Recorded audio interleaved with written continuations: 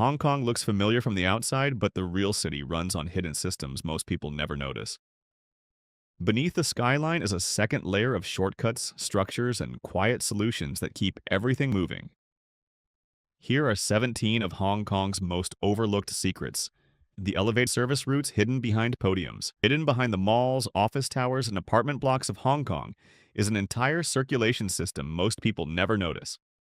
Behind fire doors and loading bays, narrow service corridors connect multiple buildings into continuous interior routes used by cleaners, delivery crews, and maintenance workers. In some districts, staff can move across entire blocks without ever stepping outside. These passageways are built purely for function. The ceilings are low, the lighting is harsh, and every turn is designed around carts, refuse rooms, freight lifts, and utility access. While the public spaces above are polished and carefully designed, the hidden levels underneath operate like the city's backstage. Because so many podium structures connect together, these service routes don't feel like separate buildings from the inside. They behave more like one giant operational network hidden beneath the commercial streets. Most pedestrians never realize that directly behind the walls of the malls they walk through every day, another version of the city is constantly moving. Hong Kong's multi-level second-story city above the streets. Above Hong Kong's busiest districts, an elevated pedestrian world stretches between towers, letting people cross entire neighborhoods without returning to street level. What began as isolated footbridges gradually expanded as developers added new connections, eventually merging into a continuous overhead network. Escalators and lifts pull commuters upward into a circulation layer that cuts through malls, podiums, and office complexes with remarkable directness. Long walkways, minimal detours, and tightly linked passages allow pedestrians to move quickly across dense commercial areas while avoiding the congestion below. During rush hour, this upper network carries crowds that would overwhelm the pavements beneath it. Shops and cafes line the walkways, turning them into suspended commercial corridors woven through the skyline. Because the routes are sheltered from heavy rain and intense heat, many residents rely on them as a faster and more predictable alternative to the street. Stairwell kiosks and mezzanine micro shops in older buildings. Inside many of Hong Kong's older walk-up buildings, tiny businesses operate in spaces never designed to be shops at all. Stair landings, mezzanine ledges, and leftover corners hold improvised kiosks shaped entirely by the building's unused geometry. Developers pushed rentable space to the limit, creating narrow pockets too small for apartments but large enough for a counter. The scale of these spaces determines what they sell. Key cutting, shoe repair, herbal snacks, and small household goods that can all be reached without leaving the stool. Hidden inside the stair climb, these kiosks stay sheltered from weather and the unpredictability of the street. Their low overhead keeps them viable even as the surrounding neighborhoods change. Over time, many became familiar stopping points where residents exchange quick conversations while moving between floors. From the outside, the buildings appear ordinary. Inside, the stairways reveal a quieter layer of small-scale commerce woven into the ascent. The escalator chains that function, like a moving pedestrian conveyor. In Hong Kong's steepest district, escalators have become part of the city's transportation system. Long chains of moving stairways carry people up and down the hills, linking podiums, walkways, and hillside paths into a continuous vertical route. The central mid-level system is the most famous example, but similar escalator networks appear throughout malls and residential estates across the city. During rush hour, these moving corridors handle crowds in a steady flow that ordinary staircases could never manage. Their direction even changes at set times of day, downward during the morning commute, upward in the evening, following the rhythm of the districts around them. Many of the escalators feed directly into podium floors and office entrances, allowing commuters to move from the street to upper levels without climbing the slopes themselves. Covered sections protect riders from rain and heat, while shops and cafes have gradually filled the edges of the route, transforming what began as simple infrastructure into a busy commercial corridor running through the hillside. Rooftop gardens and quiet pockets of urban farming. Across Hong Kong's rooftops, on schools, housing estates, and older commercial buildings, small gardens appear in places never designed for cultivation. In a city with little open land, unused flat roofs gradually became spaces for growing food above the streets. Some rooftop plots are maintained by families growing herbs and leafy greens, while others belong to community groups experimenting with compact urban farming. The elevation provides strong sunlight, steady airflow, and fewer pests than street level. Lightweight planters and raised beds keep the load manageable for older structures, while simple watering systems help sustain the crops without large equipment. Many of these rooftops also function as quiet retreats above the city's noise. From the street, the buildings appear entirely commercial or residential, but from higher vantage points, the rooftops reveal scattered pockets of cultivation woven into Hong Kong's dense vertical landscape. The high turnover fresh food chain behind wet markets. Fresh food in Hong Kong moves through a system built almost entirely around speed. Produce, seafood, and meat arrive in small, frequent deliveries, keeping goods in constant circulation instead of long-term storage. Vendors depend on long-standing relationships with wholesalers working overnight across farms, fisheries, and cross-border supply routes. Because most wet market stalls are compact, there's little room for excess inventory, forcing rapid turnover and keeping older products off the counters. Ice, misting systems, and insulated containers maintain temperature without relying on the large refrigeration systems common in supermarkets. Many sellers specialize in only one category: fish, greens, tofu, or meat, allowing them to judge quality instantly and adjust orders throughout the day. Customers shop frequently, reinforcing the cycle and preventing stock from sitting too long. Unsold items are often discounted, repurposed, or returned through the supply chain, creating a system where freshness depends less on storage and more on constant movement. Ventilation shafts, disguised inside buildings to cool the underground network. Hong Kong's underground rail system stays cool through a massive ventilation network hidden throughout the city. Many of the air intakes are built directly into commercial buildings, concealed behind ordinary-looking service grills and mechanical rooms. Their purpose is to pull heat and stale air out of the tunnels while keeping temperature stable for both passengers and equipment. Instead of occupying valuable pedestrian space at street level, many of the vents are positioned higher within existing structures along the curb line. High-capacity fans adjust constantly based on train frequency and tunnel temperature. During rush hour, they run continuously to counter the heat generated by crowded platforms, braking systems, and packed carriages. Overnight, the airflow shifts into a maintenance cycle that clears humidity and dust before the system opens again in the morning. From the street, most people never notice them. The vents blend almost completely into the surrounding architecture, even though they help regulate the climate of the entire underground network. Many temples and shrines embedded in commercial spaces. Inside many of Hong Kong's commercial buildings, small shrines and ritual spaces exist quietly alongside everyday business. Some are no larger than an incense dish behind a counter, while others occupy narrow rooms tucked between storerooms and service corridors. These spaces reflect a long-standing tradition of setting aside areas for protection, luck, and prosperity. Shop owners maintain them through daily offerings and rituals, treating them as part of the building's routine rather than decoration. Because commercial space is so valuable, many shrines are placed into leftover corners, too small for practical retail use but ideal for a compact altar. Ventilation systems help contain incense smoke so the rituals can continue without disrupting nearby shops. Some buildings contain several shrines maintained by different tenants with their own practices. They blend so naturally into the architecture that many people walk past them without noticing, even though they preserve a quiet layer of tradition hidden inside the city's modern commercial interiors. Ferry routes locals use as slow-moving viewpoints. Hong Kong's ferries offer a completely different way of experiencing the city. Cutting directly across the harbor, they give commuters a fast route between districts while revealing wide, uninterrupted views of the skyline from the water. From the deck, the city separates into distinct shorelines instead of a single wall of towers. The boats pass working piers, shipyards, and cargo terminals that most people rarely see up close. Their fixed schedules remain reliable regardless of traffic, and the slower pace of the crossing exposes details that disappear when traveling by road or rail. The ferries themselves remain simple: open windows, engine noise, and wind moving through the cabin. Regular passengers know exactly which seats catch the best light at different times of day. Tourists often ride them for the experience, while locals use them for efficiency, turning the crossings into both a practical commute and one of the city's quietest viewpoints. Buried service reservoirs hidden beneath hillsides and public parks.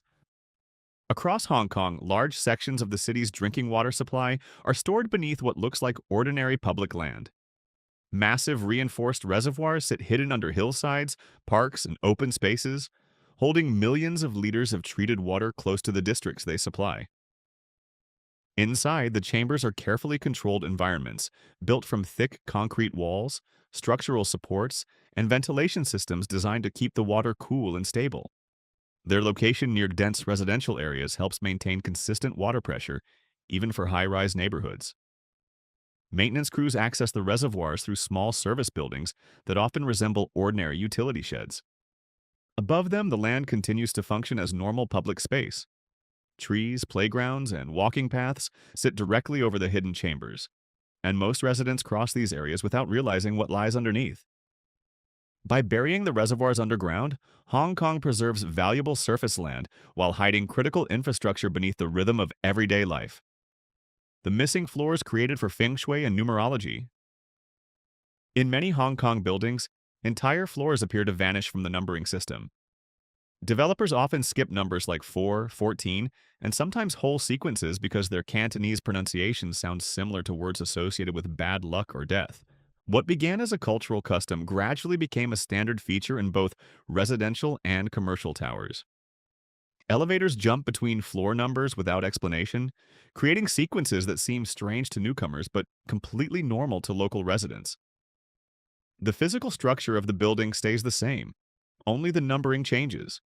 Some towers replace missing numbers with letters or more auspicious combinations to keep the count flowing smoothly. Property listings follow the altered system as well, meaning a 20-floor apartment may sit lower than its name suggests.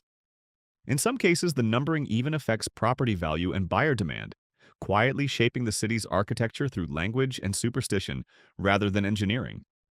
Reading rooms and book corners tucked into housing estates.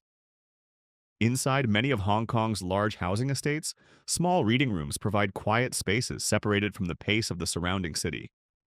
These modest rooms contain books, newspapers, and donated materials organized by staff or local volunteers, creating calm corners for study and rest within dense residential complexes. Because the spaces are compact, their design focuses more on lighting, seating, ventilation, and silence than on large collections.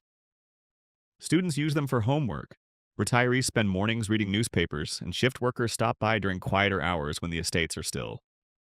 Careful acoustics and airflow help keep the rooms subdued, even when nearby corridors remain busy.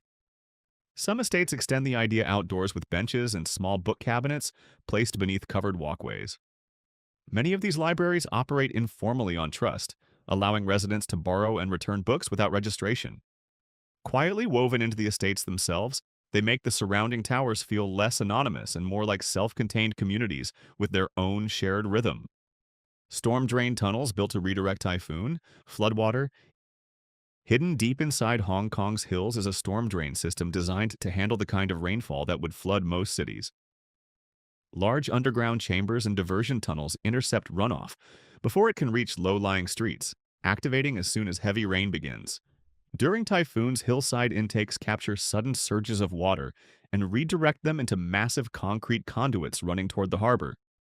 Most of the system relies on gravity, while sensors and control gates monitor water levels and balance pressure throughout the network. Because these tunnels bypass surface drainage routes almost entirely, many districts built on reclaimed land avoid the flash floods that would otherwise follow severe storms. Maintenance crews inspect the chambers during dry periods, clearing debris and checking for structural stress. At street level, only a few discrete intake structures reveal the scale of the infrastructure hidden beneath the city. Hillside footpaths and stair networks that cut travel time in half. In Hong Kong's steep hillside districts, narrow footpaths and stair networks often provide the fastest routes through the city. Many of these paths follow alignments older than the surrounding roads, tracing direct climbs once used by hillside villages long before modern traffic infrastructure arrived. The climbs can be exhausting, but they dramatically reduce travel time between residential slopes and the commercial streets below. The stairways change character from district to district. Concrete in newer developments, stone and brick in older neighborhoods. Drainage channels, handrails, retaining walls, and shade trees help keep the routes usable even during heavy rain and humid weather. Some of the paths connect directly into escalators, podiums, and elevated walkways, creating layered routes that combine vertical and horizontal movement across the hillsides. During rush hour, steady streams of residents use them to avoid congested roads entirely. Many entrances sit hidden between buildings or behind storefronts, making them easy to miss unless you already know where to look. Back alley utility corridors that keep the city's wiring off the streets. In Hong Kong's older districts, narrow back alleys carry much of the city's utility infrastructure in plain sight. Electrical conduits, telecom cables, drainage pipes, and exhaust ducts run tightly along the walls using the limited space between densely packed buildings. Over decades, new layers of wiring and pipework accumulated with every repair and upgrade, creating dense networks stretched across the passageways. Ventilation fans from restaurants and workshops push warm air through the corridors, filling them with a constant mechanical hum. Maintenance crews move through these alleys daily, tracing faults, clearing blockages, and keeping nearby buildings operational. Residents also use the spaces informally for drying laundry or storing small items, adding another layer of activity to the already compressed environment. From the street, the entrances often appear dark and uninviting, so most visitors never enter them. But despite their chaotic appearance, these hidden corridors function as essential service routes supporting the city blocks around them. Cargo elevators and back-of-house lift networks that move the city's goods.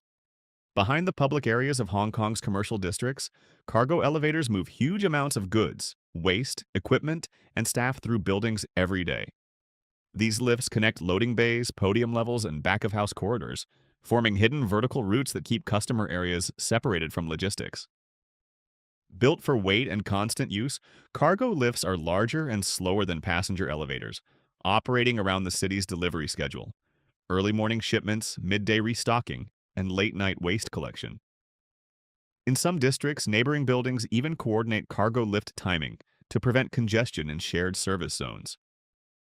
Access is restricted through staff cards and coded panels, keeping the routes hidden from public circulation. The lifts are also designed to absorb noise and vibration that would otherwise spill into retail floors, which is why they sit behind fire doors and unmarked hallways. Most visitors never notice them, even though they handle much of the movement that keeps the city's commercial spaces functioning. Service catwalks inside flyovers that let crews inspect the city from within. Inside many of Hong Kong's major flyovers, narrow inspection walkways run through the concrete structure itself. These internal routes allow engineers to reach drainage systems, expansion joints, and structural supports without disrupting the traffic moving above. Some extend the entire length of an elevated roadway, forming continuous passages hidden inside the span. Access points usually appear as small locked doors built into pillars or retaining walls, easy to overlook unless you know where to look. Inside, trapped heat from the roadway keeps the air warm, while the sound of passing vehicles echoes through the enclosed space. Maintenance crews move through the corridors with headlamps, inspecting for cracks, corrosion, and water seepage that could weaken the structure over time. Drainage pipes and electrical conduits line the walls, supporting everything from runoff control to traffic systems and lighting. Most residents think of flyovers as solid blocks of concrete, unaware of the working interior hidden inside them. Seen this way, the structures resemble engineered shells built around an active maintenance network rather than simple masses of concrete. Recognizing how these systems operate shifts the entire picture of Hong Kong. The skyline fades, and the underlying logic becomes the thing that defines the city.